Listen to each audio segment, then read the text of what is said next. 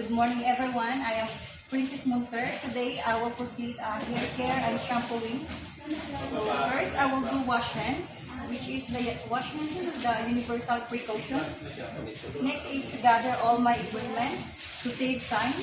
So my equipment is working gloves, thermometer, heat pad, towel, water basin, shampoo through. I have a shampoo, conditioner, hairbrush or comb. I have a thermometer, paper towel to wipe to sanitize the overfilled table, and the 2 pitchers for the hot and cold water, and towels for. Before I will proceed, I will just check the patient's vital signs, like a body temperature using our digital thermometer,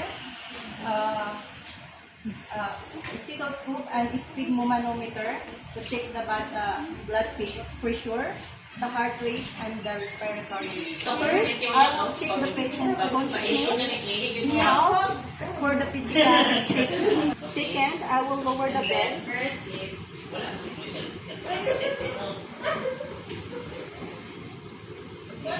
Then next, I will lower the side rails. Proceed. Third, I will remove the pillows, support the head and the shoulder. Fourth, I will proceed a weak pad under the shoulder and the back of the patient. Fully support the head and the neck. Next, I will put also the shampoo through, support the head and the neck.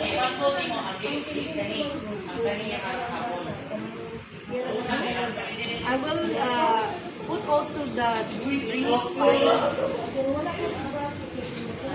and the peel to drain the water. I have also hot and cold the water to fill the basin.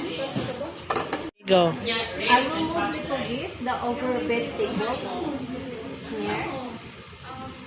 Go. Then I will proceed to fold the blanket.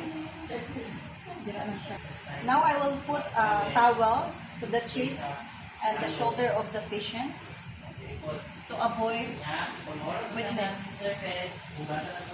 Now, before I proceed, I will just use my put gloves on.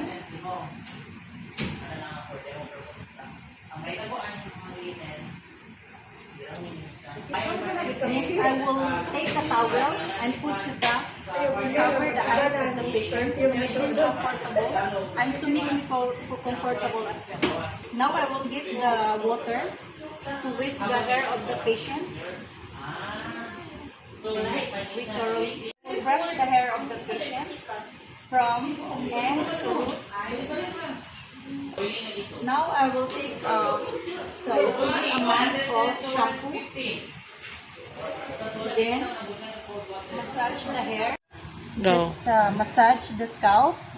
Make sure to i-apil lang, di na nakayan. Okay na. Okay. Okay na. So next, I will drain the water. I will drain the water. Make sure that it's drained totally. Then lift the head of the patient to drain properly the water. Now I will get another water to rinse the hair of the patient.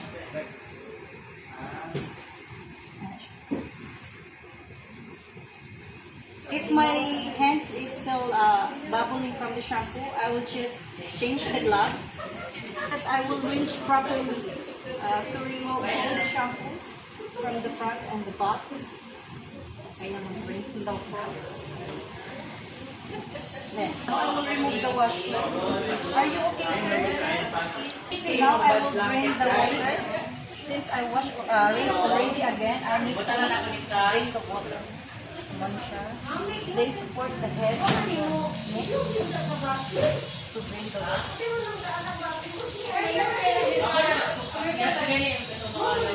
Okay, next I will take the big towel to wrap the head of the patient.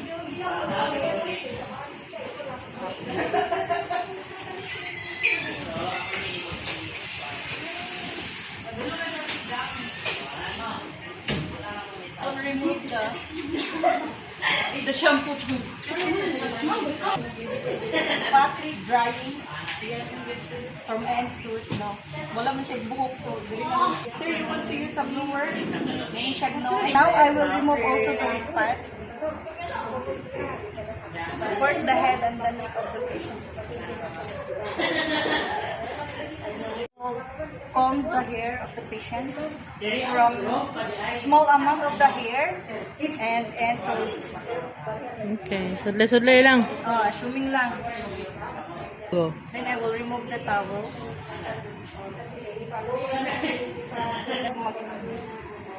Support now.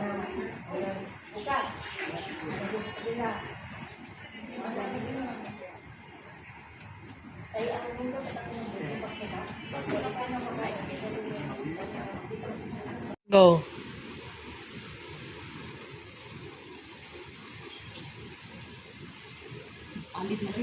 Go.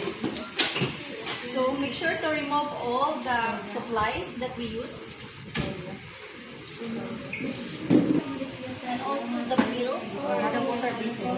Go. After, we just clean up and check for the patient. So before that, make sure to have a proper alignment for the patient and ensure comfort. Then leave the sir, we have a call light beside. If you want anything, just press the button and I will assist you. So Go. for the safety, I will put the side rails back. Make sure it's locked and the wheels locked and the proper alignment of the patient. Then, you want to close the window, sir, or the curtains, or the door, or you want me to call your visitor to come back? So I will do wash hand because I'm done.